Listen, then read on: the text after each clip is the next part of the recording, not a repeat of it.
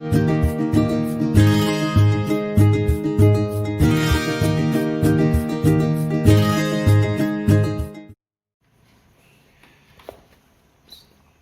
Morning students. இன்றைக்கி நம்ம பார்க்கக்கூடிய டாபிக் வந்து எலக்ட்ரோஃபோரசிஸ். எலக்ட்ரோஃபோரசிஸ் அப்படிங்கிறது வந்து எலக்ட்ரிக்கல் ப்ராப்பர்ட்டி ஆஃப் கொலாய்டல் சொல்யூஷனை எக்ஸ்பிளைன் பண்ணக்கூடிய ஒரு மெத்தட். வாட் இஸ் எலக்ட்ரோஃபோரசிஸ் அப்படின்னா, under the influence of electricity, otherwise electric potential, even the solid particles are moving from its solution to the oppositely charged electrode. So this is called as what? Electrophoresis. Again I tell you what is electrophoresis. Under the influence of electricity, the solid particles present in the colloidal solution migrate towards the oppositely charged electrode. அப்போ இதிலேருந்து என்ன அர்த்தம் அப்படின்னா, even the colloidal solution, இந்த solid particlesக்கு வந்து ஒரு particular charge இருக்கும். இப்போ நம்ம டபுள் ஹோல்ஸ் ஹெல்ம்ஹோல்ஸ் டபுள் லேயரில் நம்ம நேற்று பார்த்தோம். அதில் இப்போது solid particles வந்து ஒரு சார்ஜ் இருக்கும். அதே மாதிரி சாலிட் பார்ட்டிகல்ஸ்க்கு ஒரு சார்ஜ் இருக்கும். அதாவது dispersed phase it carries positive charge அப்படின்னா, dispersed medium that is what? Negative charge. சரியா? அப்போ இப்போ இதில் நம்ம இன்றைக்கி வந்து அந்த ப்ராசஸ் எப்படி அப்படிங்கிறது பார்க்கலாம். For example, for the electrophoresis process ஒரு யூ ஷேப்டு டியூப் ஒன்று இருக்குது. அந்த யூ ஷேப்டு டியூப்பில் 2 பிளாட்டினம் எலக்ட்ரோட்ஸை இன்சர்ட் பண்ணணும். One will be act as the anode and another one will be act as the cathode. அப்போ இதில் த கொலாய்டல் சொல்யூஷன்னா even the solid particles dissolved in water. அப்போ என்னது? Hydro solution, hydrophilic solution. அந்த hydrophilic சொல்யூஷனை fill பண்ணணும் the U tube. Then you should remember one point. அப்போ அந்த சொல்யூஷனுடைய லெவல் வந்து 2 லிம்ப்லையும் ஈக்குவலாக இருக்கும். Both limb the level of the solution is what? Same அப்படிங்கிறத பார்த்துக்கணும். அப்போது when the current is passing across the platinum electrodes, what will be happen அப்படின்னு பார்த்தீங்கன்னா, இந்த ரெட் கலரில் இண்டிகேட் பண்ணியிருக்காங்க, அதெல்லாம் solid particles. அப்போ இப்போ ஃபஸ்ட்டு பிக்சரில் பாருங்கள், அந்த level of the colloidal solution ஈக்குவலாக இருக்குது. அந்த solid particles அங்கே எங்கேமா இருக்குது. இப்போ செகண்ட் இதில் பாருங்கள், இந்த solid particles வந்து என்ன செய்யுது? அப்படி ஒரு சைட்லேருந்து மூவ் ஆகி இன்னொரு சைடுக்கு வந்துடுது. எங்கே வந்துடுது? So it is moving towards the anode. ஆனோடை பார்த்து இது வருது அப்படின்னா, அதாவது பாசிட்டிவ் சார்ஜ் எலக்ட்ரோடை பார்த்து இது வருது அப்படின்னா, அந்த solid particles it carries what? Negative charge. Suppose the solid particles இந்த இடத்துலேருந்து அப்படி மூவ் பண்ணி இங்கே race ஆகிருந்ததுன்னா, the solid particles it carries what? The positive charge. Therefore it is moving towards cathode னு சொல்லுது. சரியா? எப்பொழுதுமே solid particles பாசிட்டிவ் சார்ஜ் ஆகுனா அதை எதை பார்க்க மூவ் பண்ணும்? கேத்தோட பார்க்க. இப்போ solid particlesக்கு நெகட்டிவ் சார்ஜ் இருக்குன்னா, then that is moving towards the positive charge. அதனால தான் the electrophoresis method, that is this method which explains the electrical property of the colloidal solution. அதாவது இதிலிருந்து நமக்கு என்ன தெரியுதுன்னா, the colloidal solution when the solid particles moving towards the oppositely charged electrode by the influences of electricity. இதுதான் electrophoresis method. அப்போ இங்கே சில examples கொடுத்துருக்காங்க. Ferric hydroxide, what is the charge அப்படின்னு கொடுத்தாங்க. Negative charge colloids. இது ஃபெரிக் ஹைட்ராக்சைடுங்கிறது positive charge colloids. Silver and gold and platinum, these are what? Negatively charged colloids. Aluminum hydroxide, that is positive charged colloids. Arsenic sulfide, negatively charged colloid. இது எல்லாமே உங்களுக்கு one word match the ஃபாலோயிங்கில் கேட்கலாம், இல்லை 2 மார்க்ஸில் கேட்கலாம். அதுமாதிரி basic dyes it belongs to which one? Positive charge colloids. And clay it belongs to negative charge இருக்கும். Hemoglobin, so that is a positive charged colloids. And starch, that is for the negatively charged colloids.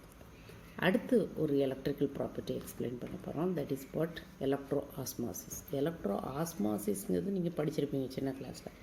ஆஸ்மாசிஸ்ங்கிறது எப்படி படிச்சிருப்பீங்க, ஒரு பீக்கரில் சின்ன experiment கூட நீங்கள் செஞ்சு படிச்சிருப்பீங்க. ஒரு பீக்கரில் வாட்டர் எடுத்துக்கிடணும், அப்புறம் ஒரு ஃபனலில் வந்து இன்வெர்டட் பொசிஷன் வச்சு அதோடைய மவுத் போர்ஷனை நம்ம என்ன செய்யணும், ஃபஸ்ட்டு அதை ஒரு ஃபனல் எடுத்து அதோட மவுத் போர்ஷனை ஒரு செமிபெர்மியபிள் மெம்பரேன் வச்சு நல்லா கட்டிட்டு அதை இன்வெர்டட் பொசிஷன் வச்சு அதில் என்னதை ஃபில் பண்ணணும், ஏதாவது ஒரு ஸ்டார்ச் சொல்யூஷன், அதில் ஒரு கலர் இங்கை ஒரு ட்ராப் ஆட் பண்ணி அந்த ஸ்டார்ச் சொல்யூஷனை கரெக்டாக அதில் ஃபில் பண்ணி this arrangement is placed inside இந்த பீக்கர் கண்டைன்ஸ் வாட்டர். அப்போ அதை வந்து ஸ்லோ ப்ராசஸ் ஒரு 8-9 மணி நேரத்துக்கு அப்புறம் நம்ம பார்த்தோம் அப்படின்னா இந்த பீக்கரில் உள்ள வாட்டர் வந்து என்ன செய்யும் அப்படின்னா slowly it is passing inside the thistle funnel and இந்த ஸ்டெம் போர்ஷன் ஆஃப் த ஃபனலில் பார்த்தீங்கன்னா வாட்டர் லெவல் கொஞ்சம் இன்க்ரீஸ் ஆகிருக்கும். அதாவது சொல்யூஷனோட சைடில் அந்த லெவல் வந்து இன்க்ரீஸ் ஆகிருக்கும். வாட் இட் ஷோஸ் இந்த migration of the solvent from the lower concentrated region to the higher concentrated region. Which is the lower concentrated region here?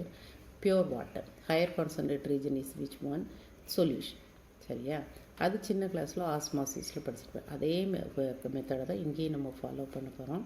அப்போ ஆஸ்மாசிஸ்னால் என்ன? எலக்ட்ரிக் ஆஸ்மாஸ். இங்கே எலக்ட்ரிக் ஆஸ்மாசிஸ்னு சொல்கிறோம். What is the process? The osmosis process is a very slow process I set. அதாவது 6 to 7 hours, even 8 hours அல்ல 9 hours கூட ஆகும். சரியா? நார்மலாக நம்ம ரூம் டெம்பரேச்சரில் சொன்னோம். So if you want to increase the speed of the process, then what we have to do? So we are passing the electricity. Under the influence of the electricity, if the solvent particles migrate towards the higher concentrated solution, then that is called as what? The osmosis. அதைத்தான் இங்கே நம்ம செஞ்சு காட்ட போகிறோம். எப்படி செய்கிறோம் அப்படின்னு பார்த்தோம்னா இதில் வந்து ஒரு look at this picture. So இதில் ஒரு அரேஞ்ச்மெண்ட் பண்ணியிருக்கிறோம். என்ன அப்படின்னா ஸோ ஒரு லாங் கிளாஸ் டியூப் இருக்குது. அதில் ஃபஸ்ட்டு நம்ம அதில் 3 கம்பார்ட்மெண்ட் இருக்குது. 2 சென்டர் கம்பார்ட்மெண்ட்டில் சொல்யூஷன் எடுக்கணும், கொலாய்டல் சொல்யூஷன். அப்புறம் லெஃப்ட் அண்ட் ரைட் சைடில் என்ன எடுக்கணும்? வாட்டர் எடுக்கணும். அப்போ அந்த வாட்டர் வந்து இப்படி நீங்கள் பார்த்தீங்கன்னா ஸோ அது கூட வாட்டர் உள்ள கண்டெய்னர் கூட என்ன இருக்குது?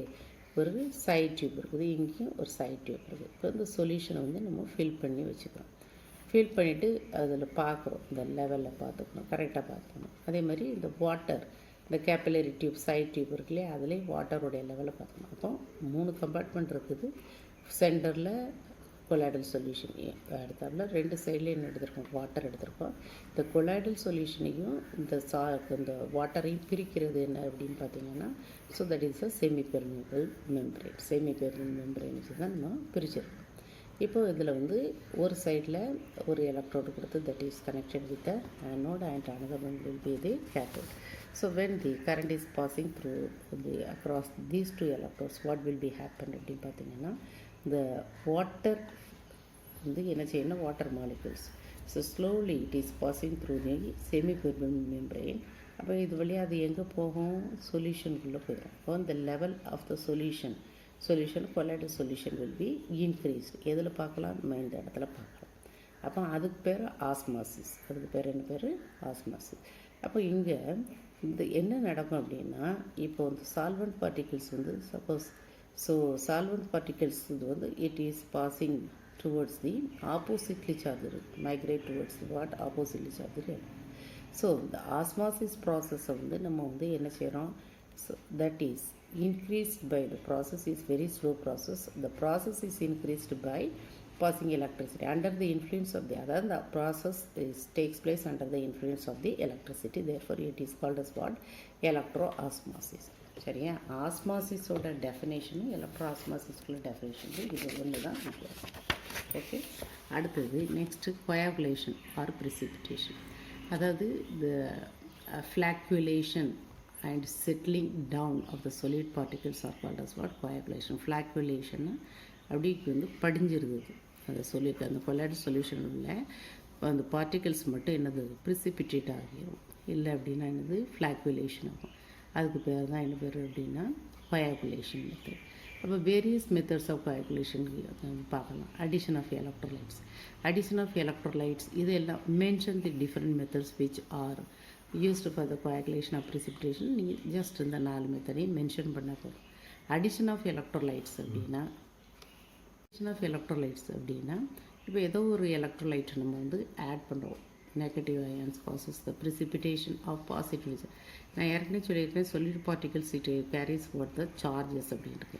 ஸோ இப்போ நம்ம கொஞ்சம் நேரத்துக்கு முன்னாடி நான் சொன்னேன், what are the examples for few examples we had seen for the positively charged colloidal particles as well as the negatively charged colloidal particles. அப்போ ஒரு சொல்யூஷன் நம்ம எடுக்கிறோம், அதில் பார்ட்டிகிள்ஸ்க்கு நெகட்டிவ் சார்ஜ் இருக்குன்னா பாசிட்டிவ் சார்ஜ் அயான்ஸை அதில் நம்ம மிக்ஸ் பண்ணோம்னா நேச்சுரலி ரெண்டு என்ன செய்யும், மிக்ஸ் ஆகி ப்ரிசிபிட்டேட்டாக ஃபார்ம் ஆகிடும். அப்போ அதை வந்து என்ன செய்யுறது, coagulation அப்படின்னா ப்ரிசிபிட்டேஷன் நடக்கும்.